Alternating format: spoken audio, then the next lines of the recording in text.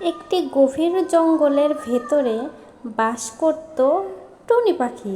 সেই টুনি পাখি আর তার ছোট্ট ছানা। মা মা তুমি জানো, আমি না একটু করে উঠতে শিখেছি।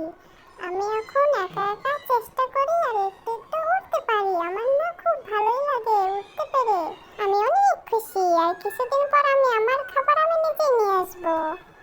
মা, খাবার সংগ্রহ করে নিয়ে এসো। আমার খুব ক্ষুধা পেয়েছে। চিন্তা করো না, আমি কোথাও যাব না, আমি এখানেই থাকবো। আচ্ছা বাবা, তুমি থাকো। এই বড় ঘন জঙ্গল, খাবার খুঁজতে বের হলাম, কিন্তু একটু জঙ্গল পার হয়ে গেল, তাও কোনো খাবার পেলাম না। আরেকটি জঙ্গলে চলে আসলাম, এখানে পাবো? কই, এখানেও খাবার নেই। এতক্ষণ আমি ঘোরাঘুরি করছি, থেকে উঠছি, কোনোই খাবার পাচ্ছি না। আজকে যে কি হবে আমার? বাচ্চাটা একাই আছে বাসায়। অনেকক্ষণ তো উড়াউড়ি করলাম, কোনোই খাবার পেলাম না। কিন্তু আমার তো খুব পিপাসা পেয়ে গেছে। নিচে একটি নদী দেখতে পাচ্ছি। এই নদীতে একটু বসে কিছু পানি খেয়ে নিই, তাহলে একটু আমার ভালো লাগবে। খুব পিপাসা পেয়ে গেছে। এরপর মা টুনি নিচে নেমে যেই পানিতে মুখ দিয়েছে, টুনি তো ভয় পেয়ে গেল। এই, তুই কে? তোর সাহস কিভাবে হয় আমাকে না বলে আমার পানিতে তুই মুখ দিয়েছিস? তুই এত বড় সাহস কোথায় পেলি? এটা আমার পানি, সব কিছু আমার পানি। তুই এখানে কেন মুখ দিলি আমাকে না বলে? আমার অনুমতি নিতে হবে তোকে। তুই এটা জানিস না? ও মা গো, এই দৈত্য কোথা থেকে আসলো? আমি এখন কি করব? তবে যাই হোক, ওকে কোনোভাবে বুঝতে দেওয়া যাবে না যে আমি ভয় পেয়েছি। আমার ভুল হয়ে গেছে, আমাকে মাফ করে দাও। না, তুই প্রকৃতির নিয়ম ভেঙেছিস, তুই আমার নিয়ম অমান্য করেছিস। তোকে তো আমি মাফ করব না, তোকে শাস্তি পেতেই হবে। তোকে আমি পাথরে পরিণত করব। হা হা হা। কি করব এখন আমি? আমি কোন বিপদে পড়লাম? তবে যেভাবেই হোক আমাকে এখান থেকে যেতেই হবে, আমার ছানার কাছে। আমার ছানা একা আছে। আমি বিশ্বাস করি না যে তুমি এই নদীতে থাকো। কি, তুই বিশ্বাস করিস না? এই যে আমার হাতে দেখছিস মগ, আমি এই মগের ভেতরে, আমি এই পানিতেই থাকি। যখনই কেউ আমার অনুমতি ছাড়া এই পানি ব্যবহার করে বা খায়, ঠিক তখনই আমি চলে আসি। ও আচ্ছা, এই ব্যাপার। তাহলে আমার মাথায় একটি বুদ্ধি এসেছে। যে কোনোভাবে যদি আমি ওকে ওই মগের ভিতরে বন্ধ করতে পারি, তবে আমি এখান থেকে পালিয়ে যেতে পারবো। যেভাবে হোক বন্ধ করতে হবে। আচ্ছা ঠিক আছে, তুমি যদি এই মগের ভিতরে আবার যাও, তাহলে আমি বিশ্বাস করব যে তুমি ওখানে ছিলে। আচ্ছা ঠিক আছে, আমি এই মগের ভিতরে যাচ্ছি।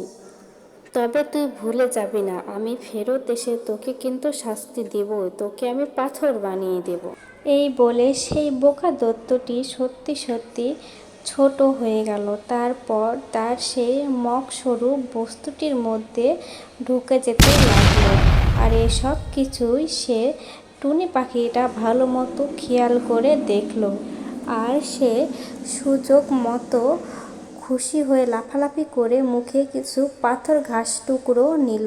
তারপর আস্তে আস্তে সেই ঘাস টুকরো মুখে নিয়ে সেই ওই পাত্রটির ওপর আস্তে আস্তে করে গিয়ে পুরোটাই ফেলে দিল। তারপর মুখটি ঢেকে একদম সেখান থেকে পালিয়ে যাওয়ার উপক্রম হয়ে গেল। টুনি পাখি তো খুব খুশি হলো এবং সেখান থেকে পালিয়ে চলে গেল আর বলছিল, যাক, বাঁচা গেছে। এখন আমি এখান থেকে পালিয়ে যাই। উফ, অনেক তো হলো, কিন্তু এখনো পানি খেতে পেলাম না। এই জায়গায় তাই একটু বসে আমি পানি খেয়ে নেই। এরপর ছোট পাখিটি পানি খেয়ে আবার সে উড়তে শুরু করলো। উড়তে উড়তে সে আবার একটি জঙ্গল নদী পার হয়ে গেল। এরপর উড়তে উড়তে একটি পাহাড়ের কাছে চলে আসলো। সেই পাহাড়ে একটি বিশাল ঝর্ণা ছিল। সেই ঝর্ণা দিয়ে অনেক পানি নিচে পড়ছিল। যাক, একটি বিশাল ঝর্ণা পেয়ে গেছি। এখানেই আমি কিছু পানি খেয়ে নিই আর আমার বাচ্চার জন্য কিছুটা সংগ্রহ করে নিয়ে যাই। ও খুব ক্ষুধার্ত, ওই খেতে পারবে ওগুলো নিয়ে গেলে।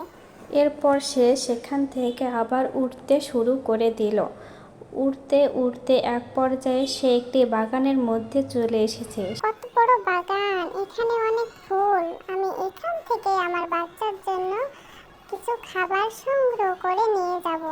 এখানে আমি জানি অনেক খাবার পাবো। যাই, খুব তাড়াতাড়ি খাবারগুলো আমি সংগ্রহ করে ফেলি। আমি জানি এই খাবারগুলো আমার বাচ্চার খুব পছন্দ হবে। এরপর সে ছোট্ট টুনি পাখি সেই বাগান থেকে খুব দ্রুত তার পছন্দ মতো সকল খাবার সংগ্রহ করে ফেললো তার ছোট্ট ছানাটির জন্য।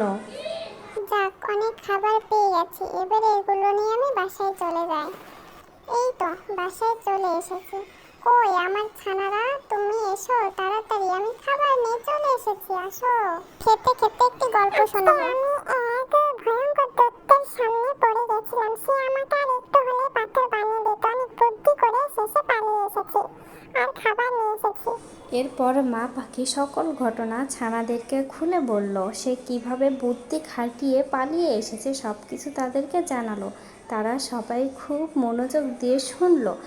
তো বন্ধুরা, তোমাদের গল্পটি ভালো লেগে থাকলে অবশ্যই তোমরা আমাদের চ্যানেলকে সাবস্ক্রাইব করে দেবে। Please subscribe.